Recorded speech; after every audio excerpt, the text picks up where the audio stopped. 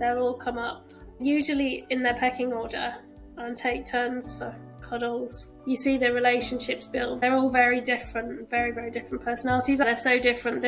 Some of them are very vocal, some of them are very quiet, some of them are very bossy, some of them are very submissive, and some like cuddles more than others. I have a different bond with each of them as well.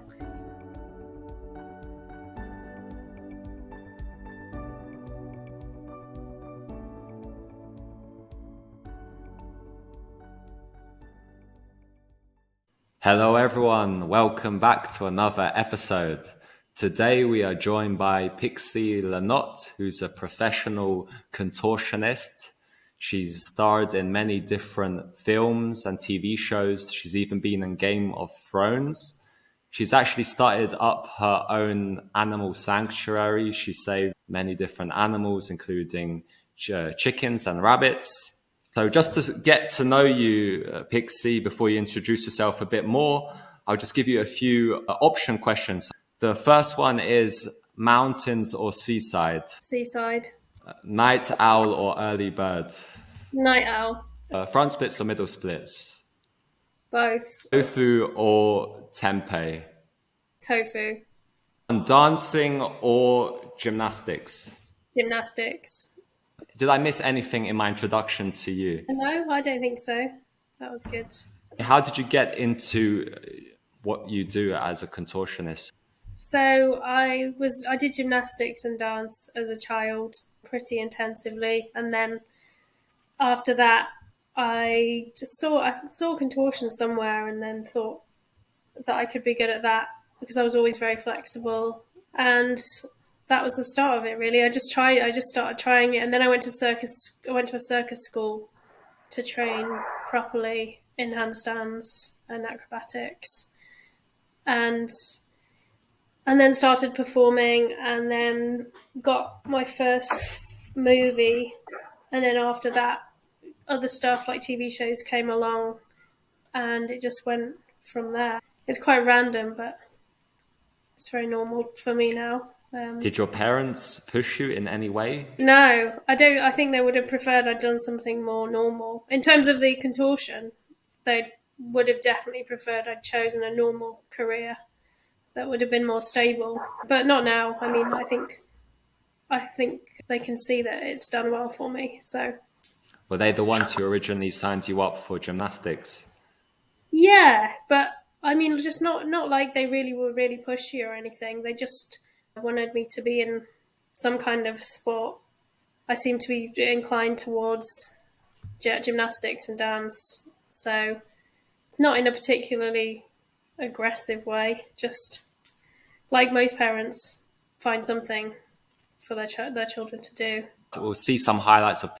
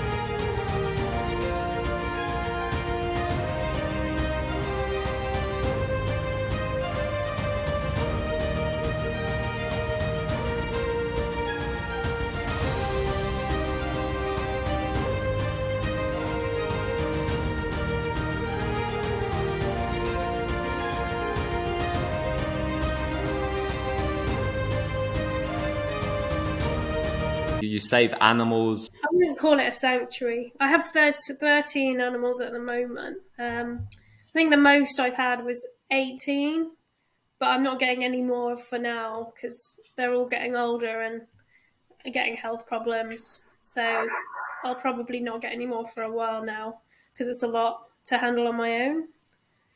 But I guess it's a very small sanctuary. How did you become vegan? My brother started rescuing ex commercial chickens, and then that's how I learned about what happens in the egg industry. So before that, I was a vegetarian. I'd been a vegetarian since childhood, and I never really knew much about the egg industry. And of course, the baby male chicks are considered a waste product, so they're either ground up alive, suffocated, or drowned as soon as they're born. And they're actually the lucky ones because the females have to live a life of suffering, regardless of what welfare standards there are. It's all very low, and then they're killed at 18 months. Usually, I think now in gas chambers, which is, as we know, is a really painful way to die. So they all have horrible lives and are killed anyway just for eggs. And then they're also selectively bred to lay 320 eggs a year when they should be laying, I think it's 10 to 15 eggs a year, which causes them a lot of pain and other illnesses related to their reproductive systems. That's how I got into realizing he said to me for the first time that, there's no ethical reason to be a vegetarian. And he also told me about the dairy industry and how cruel that is. But they were the first farmed animals that I'd seen and interacted with. And I didn't even go vegan straight away, even though I knew that for some reason. It's hard to understand why now. But I have to remember that when I'm speaking to non-vegans, that even knowing that, I didn't go vegan straight away. It still took time. And I still wasn't really an activist until I got my own chickens and really connected with them and really understood and really, realized that they're all individuals and connected with them all and bonded with them all on an individual level, just like I have with my dog. What would you say to yourself when you were non-vegan, when you were a vegetarian? If you could speak to yourself, do you think you could say anything to convert yourself on the spot now that you're looking at yourself in hindsight? Oh, I don't know. I think for me, I hadn't seen enough. It's hard to understand why, but I hadn't seen. Obviously, that straight away, as soon as I learned that changed my behaviour. But I hadn't seen enough footage, or seen enough. I've been in chicken farms now, so I really understand what it's like, and it's quite easy to be told something and then just forget about it and block it out. And I'd probably say how easy it is to be vegan, because it is so easy, especially if you're a vegetarian. It's so easy to switch to vegan. And also, having my own chickens, you can see the struggle of them laying eggs as well. And I think just seeing my brother's chickens was a bit different to having my own, and really seeing the daily struggle for some of them to get their eggs out.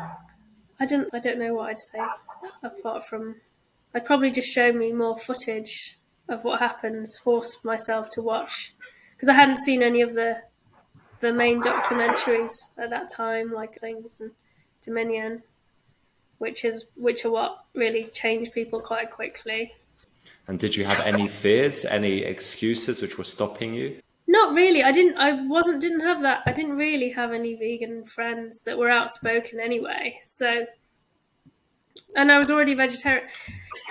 No, I think not really. Just I wasn't really. It wasn't at the front of my mind, because not really. I didn't really need to make excuses to anyone, because no one was really pulling me up on it.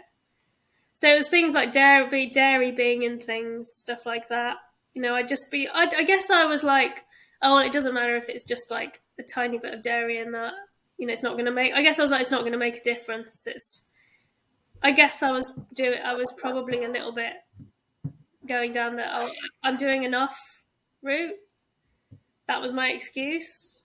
I can't be perfect. I'm doing enough. I'm doing more than most people. which isn't good enough. So you didn't say, "Oh, how can I give up cheese?" Not really, no, not really, because it was quite easy to stop when I finally understood what was going on, and I think I had to see the documentaries to understand, especially with the dairy industry, because I don't really interact with cows, and I've never been on dairy farms. So did you feel like you had to substitute cheese for something? When I became no, I don't even eat much vegan cheese. It was just, I think, well, when I went vegan, I'd seen all the documentaries, and I think it was just quite easy. When you know what's going on, it's quite easy to be repulsed by a product.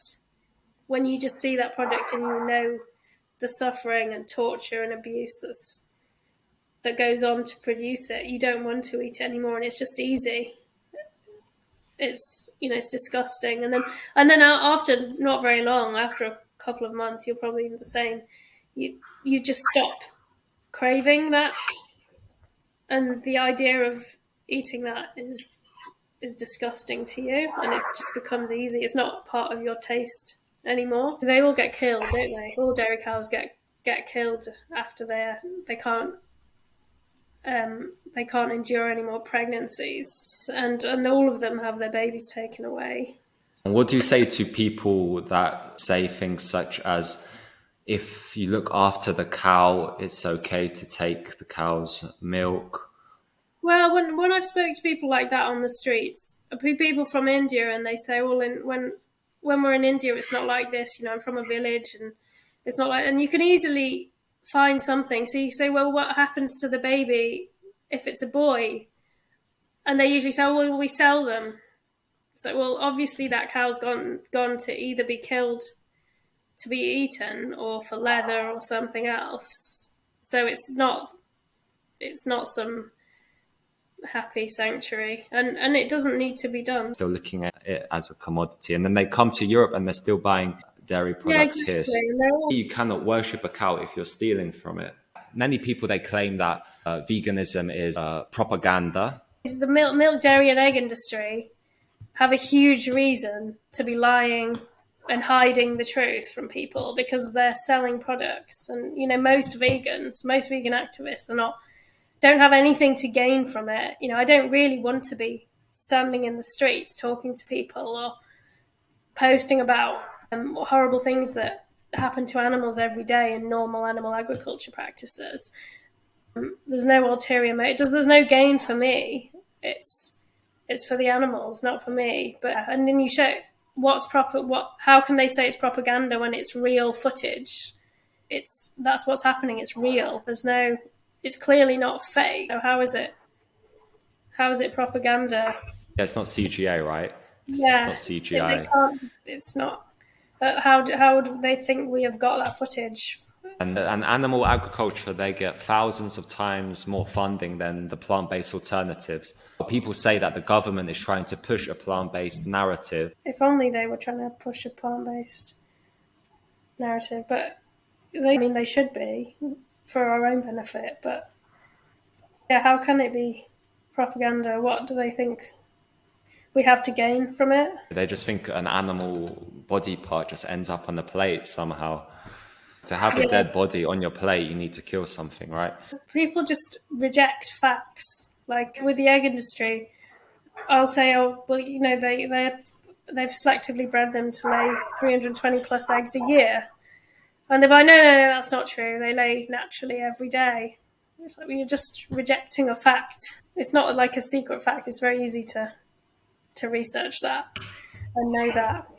Or they'll just say, they'll say about the cow's milk. Oh, they don't take the babies off them. Well, they don't.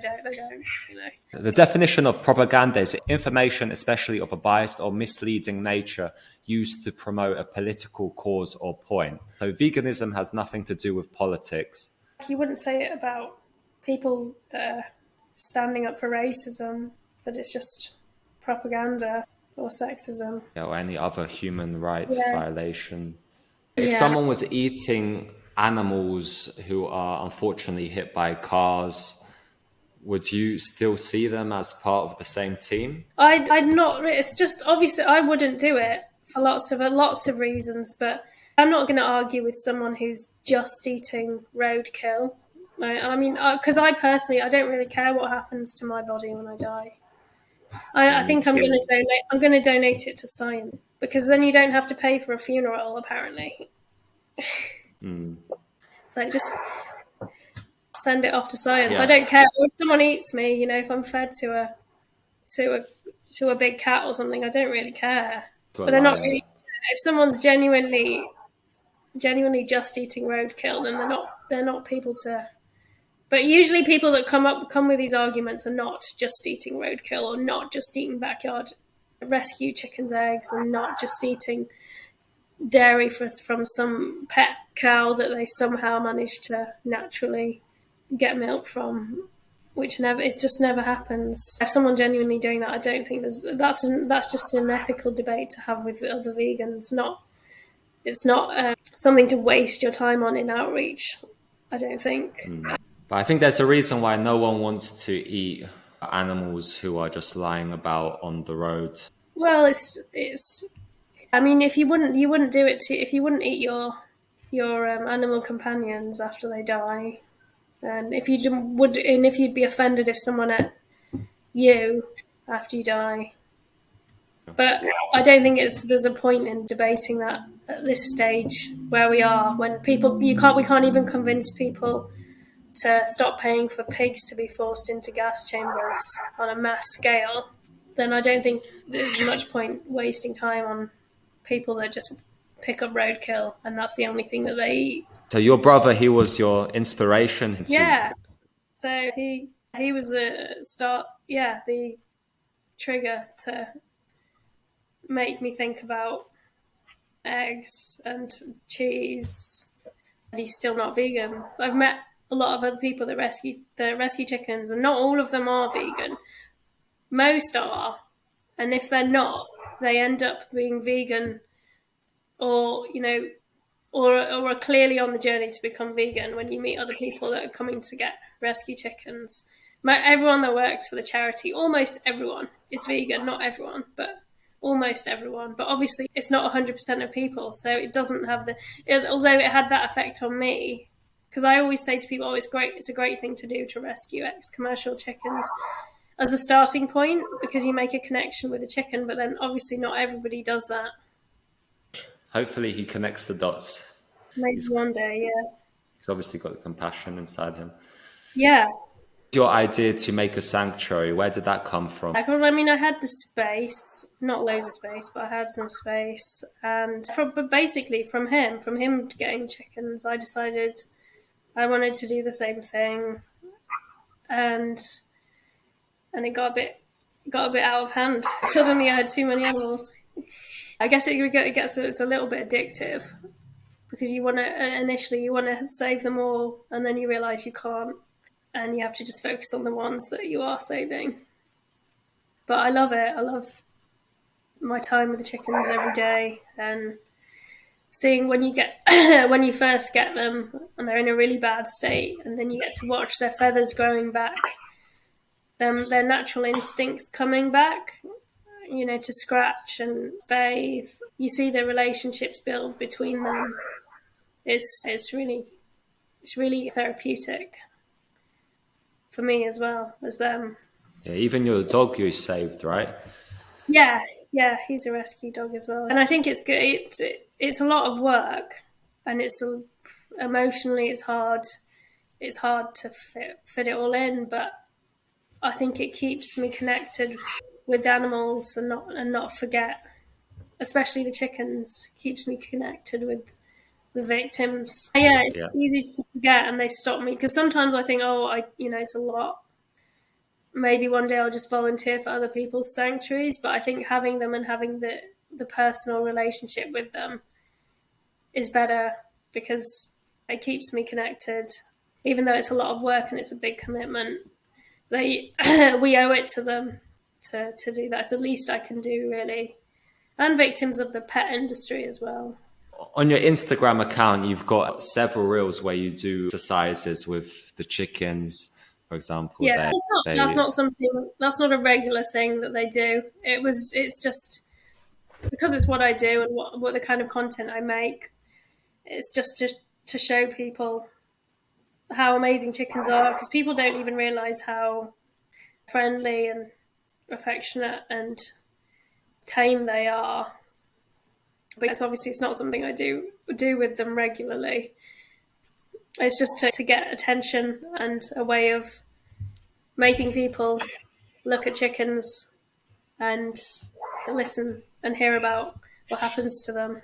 How would you respond to if someone says, "Oh, this is abusing the chicken because they're sitting on you while you're doing some exercise"? Sort of extreme viewpoints. They're very, I'm not I'm not forcing them to do it. They're very capable of flying down, and I think it's done more good because it creates conversations in my comment section. And I know a lot of people who have read what I've written or said on the voiceover, and I know people have said to me that it's made them think about either try being vegan, or it's made them think about more about that they should be vegan. That's what my social skill is. That's what my social media is. So it's quite difficult. I've found it difficult to get the interactions by just but if I just posted a picture of a chicken, it's not really going to get any interactions on my social media. I need to be doing something that gets attention. Obviously, I would never do anything that wasn't safe, that would put them in any risk at all. There's plenty of things I could do that would be risky, but I would never do anything where they're at risk or where they wouldn't be comfortable and confident. Because they naturally like to perch. If I go and sit in there, they'll come and perch. If I stick my arm out, they instinctively want to sit on it and grip onto it. So they're just doing what they naturally do. And I'd rather be someone that's helping chickens and raising awareness than someone that's not helping any chickens and just hating on people to make themselves feel superior. I liked one of your reels where they sort of come in turns to get a stroke. Oh, from when I'm just sitting and they come up, they do that. If I go and sit in their aviary, they'll all come up and make a line, and usually in their pecking order, and take turns for cuddles. So what would you say to someone who says chickens, they don't have no personality? They need to spend time with them, because I've got 6. They came from, they're bred from they're probably related very closely, and they're all very different, very, very different personalities. I can even, if someone played a recording of each of them making noises, I would be able to tell you who it was, because they have different voices as well. Because people say, how can you tell them apart? Obviously to me, they all look different because I see them every day. But it's not just that. They sound different, and their voices kind of match just like we do. You can recognize someone's voice. Their voices kind of match their personalities as well. But they're so different. Some of them are very vocal. Some of them are very quiet. Some of them are very bossy. Some of them are very submissive, and some like cuddles more than others. So, they have their own likes and dislikes with food as well. They have their favorite foods, and others don't like that type of food. But they're just like my dog. I have a different bond with each of them as well. Some of them I'm than others that are less, I guess, more introvert and not as tactile, just because it's their personality. Yeah, I've seen lots of chickens do all sorts of amazing stuff. Yeah, they're very, very intelligent. They learn very quickly. I was trying for a long time to improve my flexibility. So if someone's listening and they want to improve their flexibility, do you have any tips you could give? Apart from going vegan, which honestly helps. I think in terms of any exercise, it helps, because you never feel bloated and you don't get indigestion. I can eat really close to training and not really worry about it, whereas before I'd be worried I'm going to get indigestion or feel heavy or something, and I don't feel like that anymore. I'm just ready to go all the time. My recovery time is genuinely quicker. I'm injured much less, and I don't even have a particularly good vegan diet. So that's just from being a lazy vegan. It's improved everything. But in terms of like physical, you but if you want to become more flexible, you have to be doing it you need to be doing it every day, and don't just stretch to the point. People will just stretch and then they've done their stretching and that's it. If you actually want to be more flexible, when you start your stretching session, you have to be more flexible at the end of it.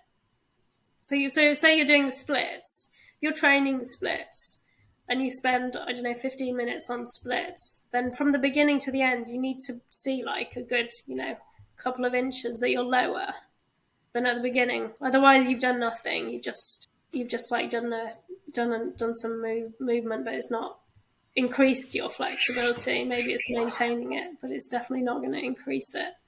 Is 15 minutes enough for a session? It depends what you're doing. If you're just doing legs, if you just want to do legs, everyone's bodies, it's hard to say because everyone's body's different as well. Everyone's body responds differently.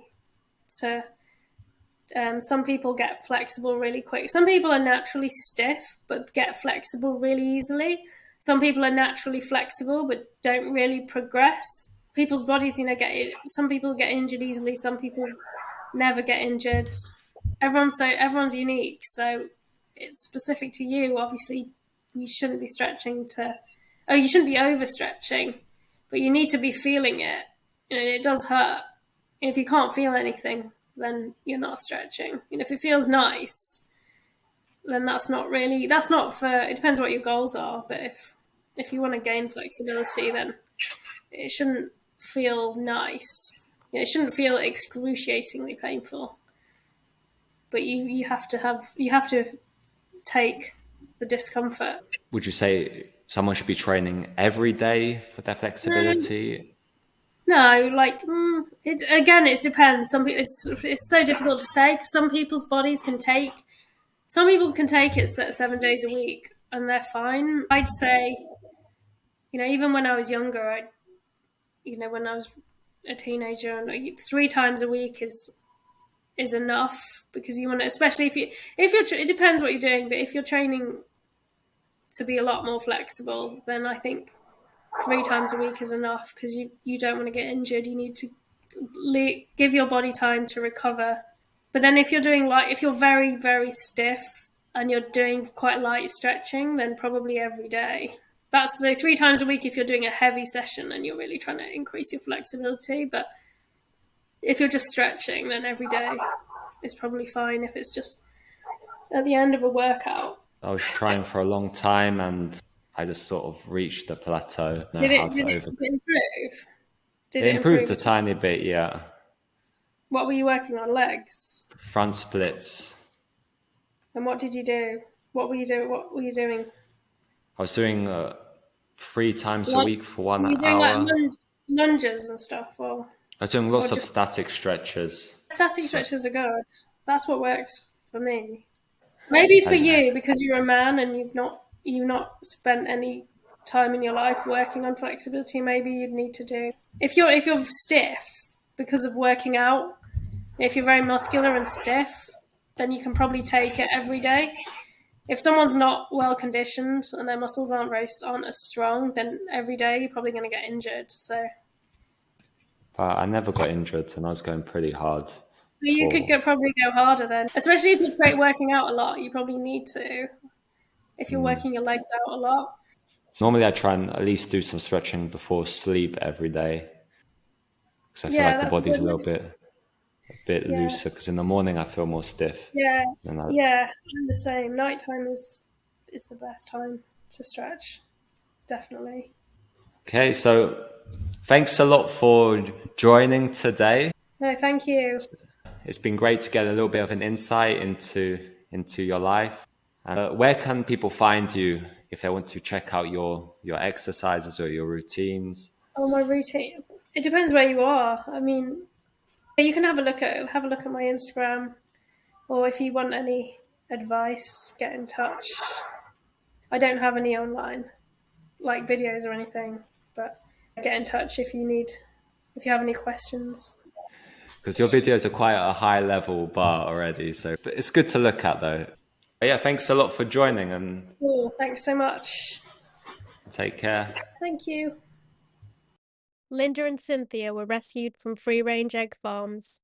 Their ancestors laid 10 to 15 eggs per year, but humans have selectively bred laying hens to lay 320 plus eggs per year. This is catastrophic on their bodies, causing painful medical issues including egg yolk peritonitis, prolapse, spontaneous ovarian cancer, and osteoporosis.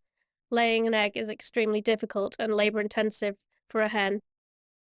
Thanks a lot for tuning in. You can support Foolproof Mastery in a number of ways. First of all, please subscribe to our YouTube channel and leave a review on Apple Podcasts with an honest opinion of what you think. Leave plenty of comments on YouTube and share with your friends, family and colleagues if you feel that you have learned something new in order to keep on getting the knowledge out to as many people as possible. Finally, keep on living every day to the maximum and see you next time for another episode. Ciao.